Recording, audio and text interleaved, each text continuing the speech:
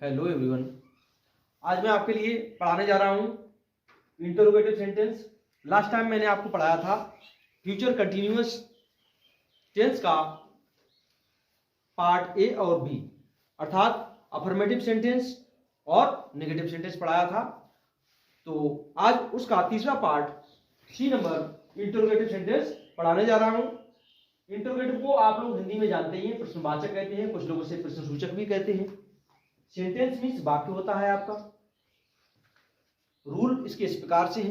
Rule number first है इसका, यदि हिंदी वाक्य के प्रारंभ में क्या शब्द दिया हो तो वाक्य का अंग्रेजी में अनुवाद करते समय क्या की अंग्रेजी वाहट नहीं लिखी जाती, बल्कि ऑक्सिलरी इसकी ऑक्सिलरी वर्ब जो भी है इसकी, अर्थात सहायक क्रिया बिल या सेल होती है इसकी, उसके लिए हम पर्सन के अनुसार वाक्य के प्रारंभ में लिखते हैं।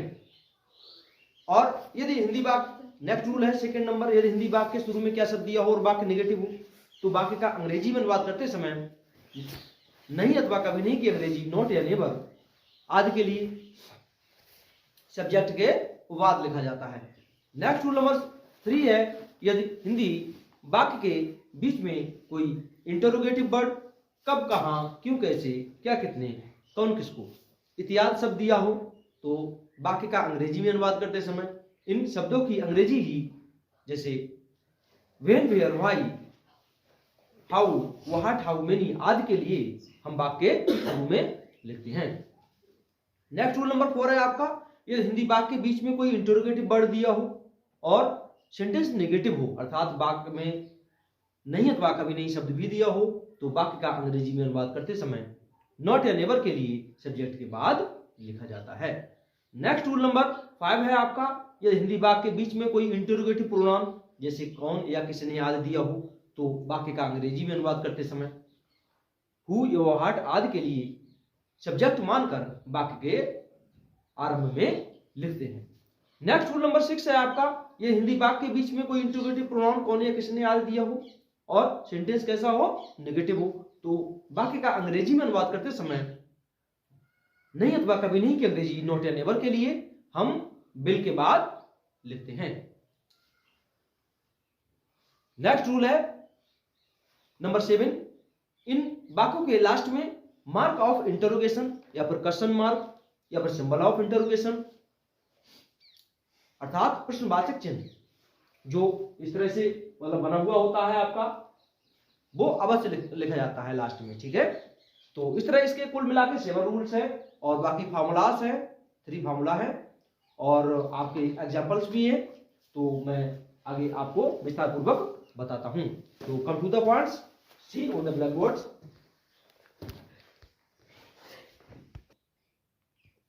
हाँ, देखिए आपका फर्स्ट रूल है जिसमें बताया गया है, यदि हिंदी वाक्य के शुरू में क्या शब्द दिया हो और वाक्य का अंग्रेजी में अनुवाद करते समय क्या की अंग्रेजी वाट नहीं लिखी जाती है, मतलब वाक्य शुरू में क्या शब्द दिया हो तो अंग्रेजी वाट नहीं लिखी जाएगी, बल्कि ऑक्सिलरी वर्ब अर्थात सहायक क्रिया बिल या सेल को पर्सन मतलब पुरुष के अनुसार, जैसे फर्स्ट पर्सन होगा तो आई भी होगा तो सेल और बाकी सबके साथ बिल, इसका मतलब है पुरुष के अनुसार वाक्य शुरू में लिखा जाता है। तो रूल नंबर 2 है, यदि हिंदी वाक्य के शुरू में क्या शब्द दिया हो और वाक्य में नहीं अथवा कभी नहीं शब्द दिया हो तो वाक्य का अंग्रेजी में अनुवाद करते समय नॉट या नेवर को सब्जेक्ट कर्ता के अनुसार लिखा जाता है, सॉरी कर्ता के बाद लिखा जाता है, मतलब नॉट या नेवर दिया हो सेंटेंस में वाक्य में के शुरू में क्या शब्द भी दिया हो तो नॉट या नेवर को सब्जेक्ट के बाद ही लिखा जाता है। नेक्स्ट रूल है 3 नंबर, यदि हिंदी वाक्य के बीच में कोई इंटरोगेटिव वर्ड, जैसे हम हिंदी में प्रश्नवाचक शब्द कहते हैं, जैसे कब है, कहां है, क्यों, कैसे, क्या, कितने, इनमें से इस प्रकार का कोई भी शब्द दिया गया होगा आदि में से दिया हो तो वाक्य का अंग्रेजी में अनुवाद करते समय इनकी अंग्रेजी व्हेन, वेयर, जैसे कब की अंग्रेजी व्हेन, कहां की अंग्रेजी वेयर, क्यों की अंग्रेजी व्हाई, कैसे की अंग्रेजी हाउ, क्या की अंग्रेजी व्हाट, कितने की अंग्रेजी हाउ मेनी आदि को वाक्य के प्रारंभ में लिखा जाता है। नेक्स्ट रूल नंबर 4 है, यदि हिंदी वाक्य के बीच में कोई इंटरोगेटिव वर्ड प्रश्नवाचक शब्द दिया हो और वाक्य नेगेटिव जिसे नकारात्मक कहते हैं तो वाक्य का अंग्रेजी में अनुवाद करते समय नॉट या नेवर को सब्जेक्ट कर्ता के बाद लिखा जाता है। रूल नंबर 5 है, यदि हिंदी वाक्य के बीच में कोई इंटरोगेटिव प्रोनाउन, जिसे हिंदी में कहते हैं प्रश्नवाचक सर्वनाम, कौन या किसने आदि दिया हो, तो वाक्य का अंग्रेजी में अनुवाद करते समय इनकी अंग्रेजी हु या व्हाट आदि को सब्जेक्ट मानकर वाक्य शुरू में लिखा जाता है। ठीक है, बाकी आपका रूल 6 और 7 रह गया, वो भी हम करवाते हैं अभी। हाँ, देखिए आपका जो नेक्स्ट रूल है वो है 6, जिसमें बताया गया है यदि हिंदी वाक्य के बीच में कोई इंटरोगेटिव प्रोनाउन, जिसे आप हिंदी में प्रश्नवाचक सर्वनाम कहते हैं, दिया हो और वाक्य नेगेटिव, जिसे आप हिंदी में नकारात्मक कहते हैं, नेगेटिव हो, तो वाक्य का अंग्रेजी में अनुवाद करते समय नॉट या नेवर को बिल के बाद लिखा जाता है। ठीक है, अब नेक्स्ट रूल नंबर 7 है आपका, इन वाक्यों के लास्ट, जिसे अंत आप कहते हैं हिंदी में क्वेश्चन मार्क, जिसे हिंदी में आप कहते हैं प्रश्नवाचक चिन्ह, ये लगा है प्रश्नवाचक चिन्ह, ये इस तरह से बनाते हैं, अवश्य लिखा जाता है, मतलब इन वाक्यों के लास्ट में प्रश्नवाचक चिन्ह या फिर क्वेश्चन मार्क अवश्य लिखा जाता है। फॉर्म नंबर फर्स्ट है, पहले लिखा जाएगा बिल या सेल पर्सन के अनुसार, उसके बाद सब्जेक्ट, फिर नॉट या नेवर, उसके बाद मेन वर्ब की फर्स्ट फॉर्म, उसमें आईएनजी फॉर्म जोड़ दी जाएगी, फिर ऑब्जेक्ट लिखा जाएगा, फिर अदर वर्ड लिखा जाएगा, कोई शब्द बच जाता है जैसे टुडे, यस्टरडे, सॉरी टुडे या फिर टुमारो इत्यादि, ऐसे कोई शब्द है तो फिर प्लस क्वेश्चन मार्क लास्ट में लगा देंगे। उसके बाद सेकंड नंबर में अगर वाक्य बीच में कब कहाँ क्यों क्वेश्चन दे रखा होगा, तो फार्मूला नंबर सेकंड और थर्ड के अकॉर्डिंग, सॉरी थर्ड और फोर्थ के अकॉर्डिंग ये फार्मूला नंबर सेकंड है, और फर्स्ट वाला फार्मूला है रूल नंबर फर्स्ट और सेकंड के अकॉर्डिंग।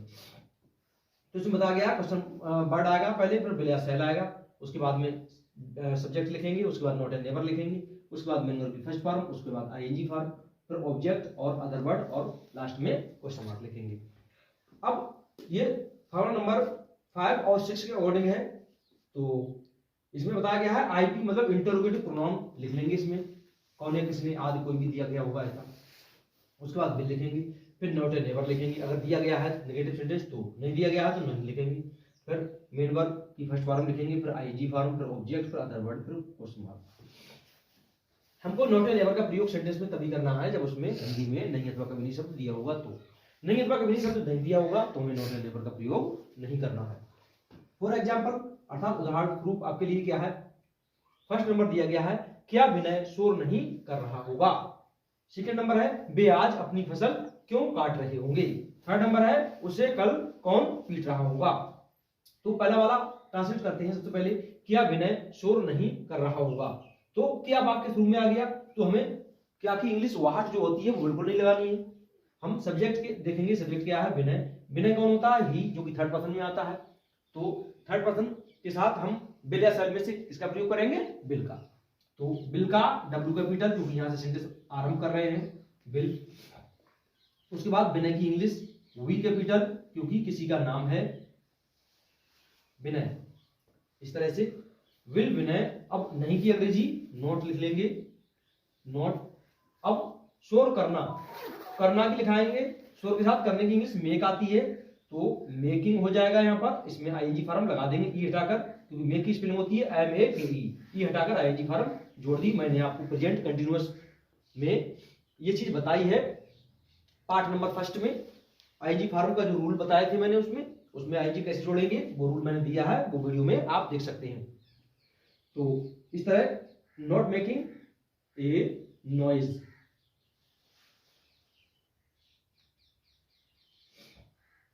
इस तरह से bill Vinay not making a noise, क्या विनय शोर नहीं कर रहा होगा, तो इंग्लिश कैसे बनेगी, bill Vinay not making a noise, last में क्या लिखेंगे हम, क्वेश्चन मार्क, इस तरह से।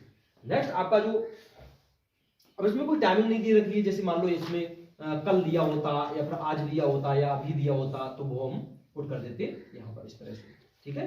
तो हम किस तरह करते, मान लीजिए अगर इसमें लिखा होता क्या विनय शोर नहीं, क्या विनय आज शोर नहीं कर रहा होगा, तो हम कहते bill Vinay not making a noise today, ऐसे इस तरह से, ठीक है।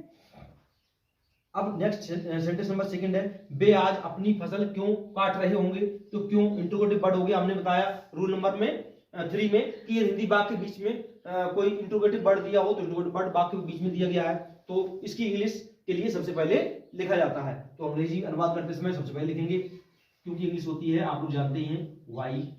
उसके बाद में पर्सन देखेंगे, पर्सन बे है मतलब थर्ड पर्सन है तो आएगा बिल,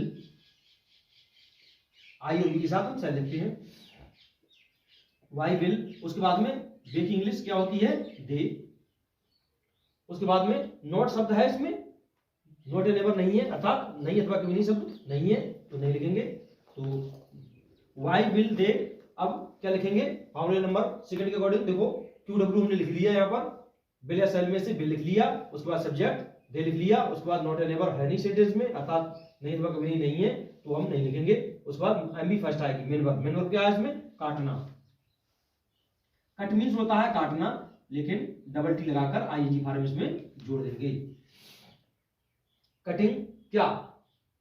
उसके बाद में ऑब्जेक्ट, ऑब्जेक्ट क्या है, अपनी फसल।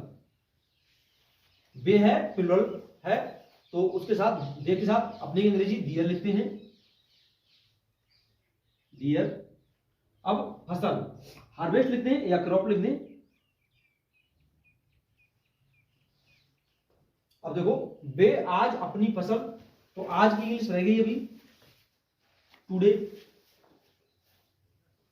अब देखेंगे क्या कमी रहेगी सेंटेंस में, बे आज अपनी फसल क्यों काट रहे होंगे, तो why will they cutting their crop today, last में क्वेश्चन मार्क।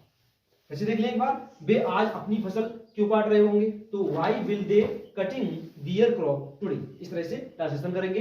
अगर सेंटेंस में आज की जगह मान लीजिए टुमारो भी हो सकता है, तो हम क्या कहते हैं, why will they cutting their crop tomorrow, ऐसे, ठीक है, इस तरह से। नेक्स्ट सेंटेंस है आपका, उसे कल कौन पीट रहा होगा, तो कौन क्या है आपका, इंटरोगेटिव प्रोनाउन है। ये जो रूल नंबर 5 है उसके अकॉर्डिंग बताया गया है सेंटेंस।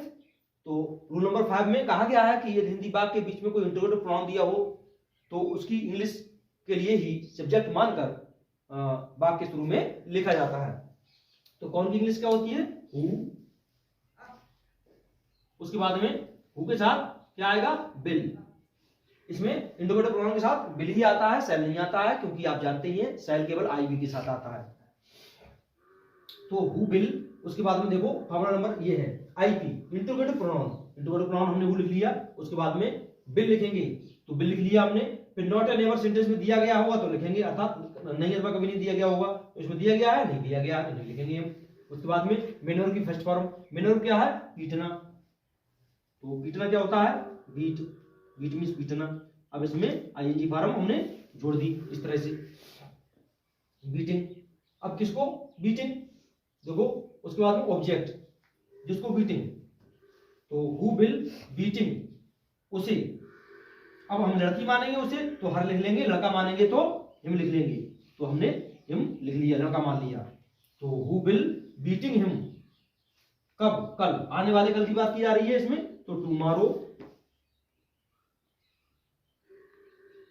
इस तरह से लास्ट में क्वेश्चन मार्क। अब देख लेंगे एक बार पढ़ के इसे फिर से, उसे कल कौन बीट रहा होगा, तो who will beating him tomorrow. इस तरह से इसका ट्रांसलेशन हो जाएगा। इसमें कल की जगह आज भी हो सकता था, तो हम कैसे इसे ट्रांसलेशन करते हैं, who will beating him today. इस तरह से हम इसका ट्रांसलेशन करते हैं, ठीक है। तो इस तरह से ये आपका सोल्यूशन हो गया। इस तरह आप इसके लिए याद करेंगे अच्छी तरह से, और इससे अपेरेंट एक्स्ट्रा जो भी है आपकी बुक में उसका आप ट्रांसलेशन करेंगे, ठीक है। और रिवीजन जरूर करना है, क्योंकि रिवीजन नहीं करेंगे तो आपका जो एक्सपीरियंस है वो बढ़ेगा नहीं, जिससे आपकी मिस्टेक्स होने के चांस ज्यादा बढ़ जाते हैं। इसलिए आज के लिए बस इतना ही, बाकी मिलते हैं नेक्स्ट वीडियो में। Thank you for watching video, please subscribe my YouTube channel and share videos with your friends and relatives. Thank you.